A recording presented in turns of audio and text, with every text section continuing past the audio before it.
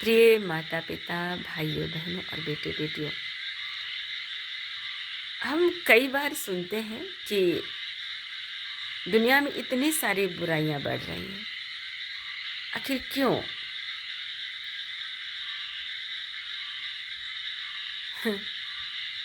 क्यों बढ़ रही है?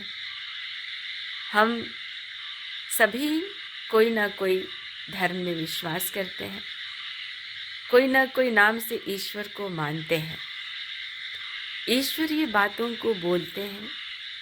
मंदिर, मस्जिद, गिरजा, गुरुद्वारा और अन्य धार्मिक स्थल में जाते हैं, धार्मिक बातों को सुनते हैं, लेकिन सुनते तो हैं पर उसको हमेशा दिल में नहीं रखते हैं और ईश्वर का भय नहीं मानते हैं। अगर ईश्वर का भय हर एक व्यक्ति मानता तो बुरा देखने का हिम्मत नहीं करता, बुरा बोलने का हिम्मत नहीं करता, झूठ बोलने का हिम्मत नहीं करता,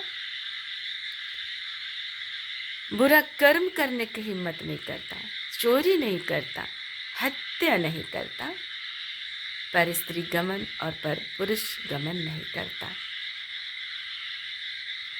और दूसरों के धन पर लालच नहीं करता, लड़ाई नहीं करता, झगड़ा नहीं करता, बेवजह की अनाप शनाप बातें नहीं करता, दूसरों को बुरा लगने वाली बातें नहीं करता।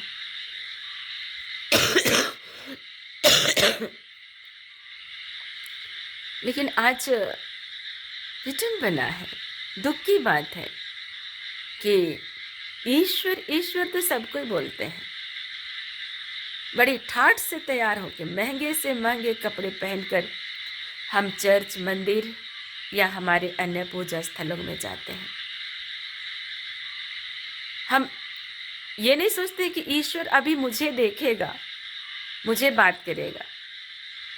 हम ये सोचते हैं कि मुझे अच्छा दिखना चाहिए, लोग वहाँ मुझे कितने लोग देखेंगे, मेरी साड़ी की तारीफ करेंगे, मेरे पहरावा की प्रशंसा करेंगे, मेरे कनबाली की और अन्य अन्य चीज़ों की, मेरे गाड़ी की। लेकिन भूल जाते हैं कि जहाँ मैं जा रही हूँ या रहा हूँ वहाँ ईश्वर विराजमान है। वहाँ केवल नहीं, मैं जहाँ से जा रही हूँ ईश्वर स्थान में, वहाँ पूरे रास्ता में वो मुझे देख रहा है। कई बार हम लोग इंतज़ार करते हैं ना कि अभी मेरा फ़ोटो खिंचाएगा, अरे खींचो खींचो, सेल्फी लेते हैं और बड़ी अच्छी तरह से हम लोग मुंह को बनाते हैं, साड़ी बनाते हैं, कपड़ों को अच्छा से डिसेंट करते हैं, आँख को बनाते हैं और अन्य अन्य एक्शन लेते हैं। प्रियो, इसके पहले तो ऊपर वाला कई बार हमें अपने कैमरे में कैद कर चुके होते हैं। हम रोज दिन कितने बार हम ईश्वरीय कैमरे में कैद हो रहे हैं। हमारे एक एक एक्टिविटी कैद हो रहा है, हमारा सोच कैद हो रहा है, हम किसके लिए क्या बोल रहे हैं, नहीं बोल रहे हैं, ये सब कुछ कैद हो रहा है। प्रियो, अगर मनुष्य आज सचमुच का ईश्वर का भय मानता तो दुनिया का बुराई ही खत्म हो जाता और न घर में झगड़ा होता, न दफ्तर में, न राज्य में, देश में और न विश्व में। हर जगह शांति ही शांति होती। अगर हम चाहें तो हर स्थान को जहाँ हम हैं उसे स्वर्ग बना सकते हैं। लेकिन जितना ईश्वरीय शक्ति हमें बचाना चाहता है ना, ईश्वरीय शक्ति हमें जोड़ना चाहता है, उतना ही जो बुरी शक्ति है, शैतानी शक्ति है, वो तोड़ना चाहता है। वो कभी भी मनुष्य को एक साथ प्रेममय वातावरण में देखना नहीं चाहता है। और हम मनुष्य हैं कि हमें स्वतंत्रता दी गई है कि हम अच्छे और भले के बीच में, अच्छाई और बुराई के बीच में फर्क जाने, पर जानकर भी हम नहीं जानना चाहते हैं और हम बुराई के गर्त में डूबते चले जाते हैं, डूबते और एक दूसरे को डुबाते भी चले जाते हैं। ऐसा मैं क्यों करूं? क्योंकि लोग अच्छाई की ओर बहुत कम लोग आकर्षित होते हैं, पर बुराई की ओर अधिक से अधिक लोग जाते जाते हैं, क्योंकि वहाँ अच्छा लगता है। अगर बुरी बात करे तो क्या बोली क्या बोली, उसमें सब कोई ठहाका मार के हंसते हैं, उसमें इन्वॉल्व होते हैं। लेकिन जहाँ अच्छा है तो कोई खुश हो रहा है, कोई तो मुंह बना के चला जा रहा है। और इसलिए अगर आप हम सभी अपने और अपनों के बीच में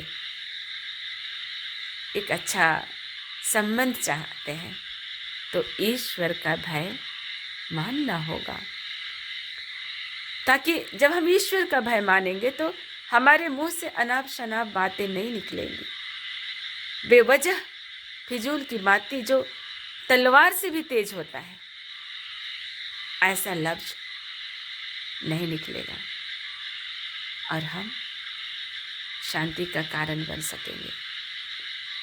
कई बार तो क्या चीज़ शांति का कारण है वो हम देखकर भी नहीं देख पाते हैं, क्योंकि दिमाग में इतनी सारी हलचल चलती रहती है और बुराइयों का इतना ज़्यादा बवंडर चलता है कि हम अच्छाई को देख नहीं पाते हैं और अच्छाई सामने से आकर गुजर जाता है।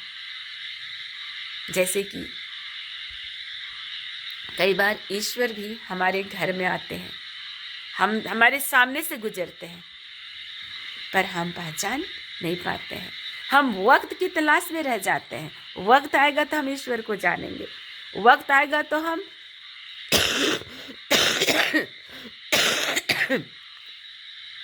ईश्वर को अच्छी से अच्छी चीज़ें चढ़ाएंगे।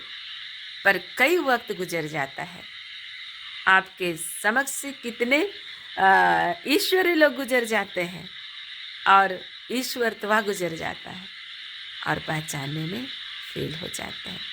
और वो आशीष शायद हमें देने के लिए आता है, ईश्वर उस आशीष को पाने के लिए वक्त हमें भेजता है, पर हम सांसारिकता में इतना घुले मिले रहते हैं कि उस आशीष को भी पाने से चूक जाते हैं। और इसीलिए चलिए सावधान रहते हैं और कोशिश करते हैं कि हम बुराई से बचें और अपने मन, दिल, आत्मा और जीवा पर कंट्रोल करें, अच्छा सोचें, अच्छा बोलें और अच्छा काम करें।